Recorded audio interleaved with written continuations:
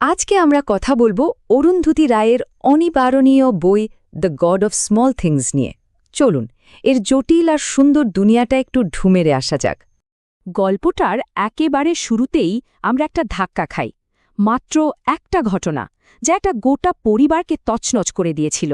আর এই একটাই লাইন, এটাই কিন্তু পুরো গল্পের রহস্যের চাবিকাঠি, যা ধীরে ধীরে খুলবে।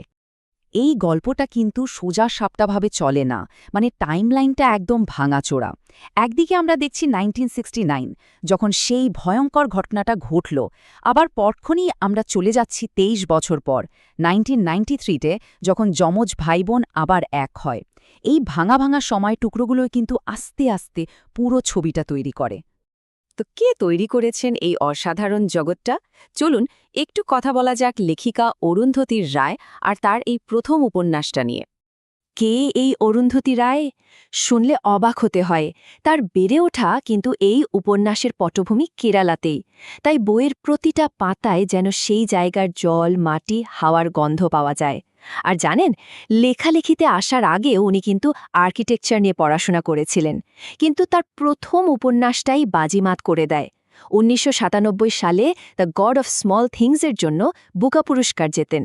এরপর তিনি শুধু ঔপন্যাসিক থাকেননি, বরং বিশ্বজুড়ে একজন স্পষ্টবাদী রাজনৈতিক কর্মী হিসেবেও পরিচিতি পান। উপন্যাসটা নিয়ে কিছু বেসিক তথ্য জেনে নিলে ভালো হয়। এটা আসলে একটা ফ্যামিলি ড্রামা, আর এর পুরো ঘটনাটাই ঘটছে দক্ষিণ ভারতের কেরালা রাজ্যের আইমেনেম নামের একটা ছোট্ট শহরে। গল্পটা বলা হয়েছে থার্ড পার্সনে, মানে একজন বাইরের কেউ গল্পটা বলছে। এর ফলে আমরা কিন্তু সব চরিত্রের মনের ভেতরে কি চলছে তার একটা আভাস পাই। বিশেষ করে বাচ্চাদের নিষ্পাপ চোখ দিয়ে দুনিয়াটাকে দেখার সুযোগ পাই আমরা। চলুন এবার আবার ফেরা যাক গল্পের সেই মিস্ট্রিতে। আমরা সোজা চলে যাব 1969 সালে। একটা বাচ্চার শেষকৃত্য হচ্ছে, কিন্তু সেই শোকের আবরণের নিচে লুকিয়ে আছে এক জমাট বাঁধা অন্ধকার সত্যি। একবার ভাবুন দৃশ্যটা। তাদের এই কাজিন সোফি মলের কফিনটার সামনে, অথচ 7 বছরের যমজ ভাইবোন রাহেল আর এস্থাকে সবার থেকে দূরে আলাদা করে রাখা হয়েছে। ওদের দেখে মনে হচ্ছে ওরা শুধু দুঃখী নয়, বরং এই ঘটনার জন্য ওরাই যেন দায়ী। ওদের এই একা করে দেওয়াই কিন্তু প্রথম ক্লু, যা আমাদের বলে দেয় যা ঘটছে তা মোটেই স্বাভাবিক নয়। এই পরিবারের মানুষগুলোকে চিনে নেওয়াটা খুব জরুরি, কারণ এদের ভাঙা সম্পর্কগুলোই তো গল্পের আসল ইঞ্জিন। প্রথমে আম্মু, ডিভোর্সি আর ভীষণ স্বাধীনচাতা। তার ভাই চাক্কু, অক্সফোর্ড থেকে পাশ করা, কিন্তু জীবনে তেমন সফল নন। তারপর বেবি কোচাম্মা, পরিবারের রাশ তার হাতে, কিন্তু মনে পুষে রেখেছেন একরাশ ক্ষোভ আর ঈর্ষা। আর সবশেষে মাম্মাচি, স্বামীর অত্যাচার সহ্য করেও যিনি নিজের আচারের ব্যবসাটা দাঁড় করিয়েছেন। মানে বুঝতেই পারছেন, এই পরিবারে ভালোবাসা আর ঘৃণা একেবারে পাশাপাশি বাস করে।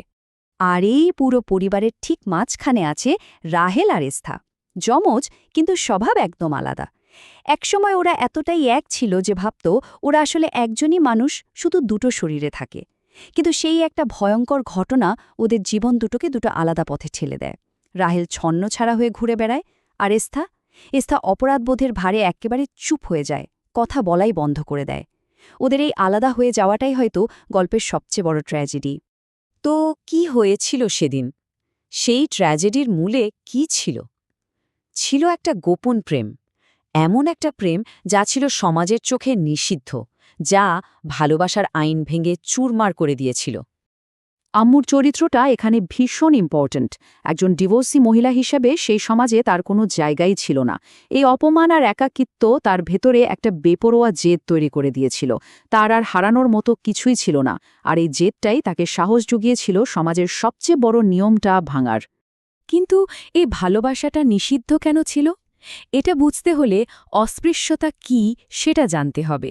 তখনকার ভারতীয় বর্ণপ্রথায় কিছু মানুষকে নিচু জাতের বলে মনে করা হতো। ভাবা হতো তারা অপবিত্র, তাদের ছোঁয়াও ছিল পাপ। আর ভেলুথা ছিল সেরকমই একজন অস্পৃশ্য সম্প্রদায়ের মানুষ। আর এখানেই গল্পের আসল সংঘাতটা তৈরি হয়।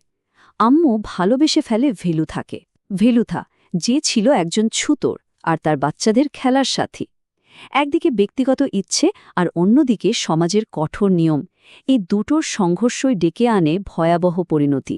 যে মানুষটাকে তার ছেলেমেয়েরা দিনের আলোয় বন্ধু হিসেবে চিনত, সেই মানুষটাই রাতের অন্ধকারে আম্মুর প্রেমিক হয়ে ওঠে।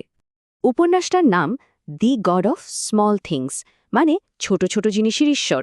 আর এখানেই আমরা দেখি ভালোবাসার মতো একটা ব্যক্তিগত একটা ছোট ব্যাপার কিভাবে সমাজের চোখে একটা বিশাল বড় বিপর্যয় ডেকে আনে।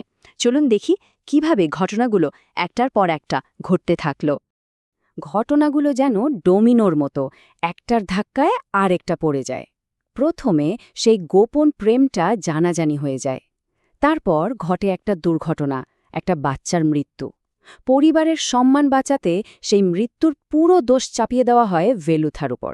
আর শেষে সেই মিথ্যের ওপর ভর করে ভেলুথাকে অকথ্য অত্যাচারের শিকার হতে হয়। এই ঘটনার সবচেয়ে মর্মান্তিক শিকার হয় হয়তো এস্থা। তাকে মায়ের কাছ থেকে কেড়ে নিয়ে তার বাবার কাছে ফেরত পাঠানো হয়। চোখের সামনে দেখা সে ভয়ঙ্কর দৃশ্যটা তাকে এতটাই আঘাত করে যে সে ২৩ বছরের জন্য কথা বলাই বন্ধ করে দেয়। তার এই চুপ করে যাওয়াটা যেন পুরো পরিবারের ট্র্যাজেডির একটা জীবন্ত সাক্ষী হয়ে থাকে। অন্যদিকে রাহেলকেও পাঠিয়ে দেওয়া হয় দূরে। সে একটা স্কুল থেকে আরেকটা স্কুলে ঘুরতে থাকে, কোথাও মন বসাতে পারে না। তার যমজ ভাই তার নিজের অর্ধেক অংশটা থেকে আলাদা হয়ে গিয়ে সে সারা জীবন একটা গভীর শূন্যতা নিয়ে বেঁচে থাকে। কিন্তু এই গল্পটা শুধু একটা পরিবারের ভেঙে যাওয়ার গল্প নয়, এর ভেতরে লুকিয়ে আছে আরও অনেক গভীর অর্থ, যা একে একটা ক্লাসিকের মর্যাদা দিয়েছে। চলুন এবার এর কিছু মূল থিম আর প্রতীক নিয়ে কথা বলা যাক। বইয়ের অন্যতম একটা আইকনিক প্রতীক হল পপাচির মথ। এই মথটা আসলে কিসের প্রতীক? এটা হলো সেই সব না বলা দুঃখ, না বলা ট্র্যাজেডি আর ভয়ের প্রতীক, যা একটা পরিবারকে প্রজন্মের পর প্রজন্ম তাড়া করে ফেরে। পাপাচ্চি মানে যমজদের দাদু একটা নতুন মথ আবিষ্কার করেও তার স্বীকৃতি পাননি। সেই হতাশা তাকে একজন হিংস্র মানুষে পরিণত করেছিল, আর সেই মথটাই যেন পরিবারের সবার জন্য একটা অশুভ সংকেত হয়ে থেকে যায়। এই উপন্যাসের প্রধান বিষয়বস্তুগুলো যদি দেখি, তাহলে দেখব ছোট আর বড় জিনিসের মধ্যেকার লড়াই, ভালোবাসা আর তার ওপর সমাজের বিধিনিষেধ, পারিবারিক দায়িত্বের চাপ, ভারতীয় বর্ণপ্রথা আর রাজনীতির নোংরা খেলা, আর সব শেষে পরিবর্তনকে মেনে নিতে না পারার এক করুণ চিত্র। ১৯৯৭।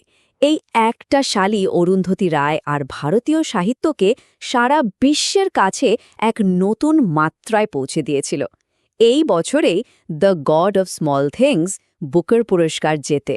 শেষ করার আগে একটা প্রশ্ন রেখে যাই, যা আসলে এই উপন্যাসের মূল কথা। আমাদের জীবনে ছোট ছোট কাজ, ছোট ছোট ভুল, ছোট ছোট ভালোবাসার মুহূর্তগুলো, এগুলো কিভাবে আমাদের ভবিষ্যতের বড় আমিটাকে তৈরি করে? এই প্রশ্নটাই হয়তো আমাদের সবার ভাবনার জন্য রেখে যায় এই উপন্যাস।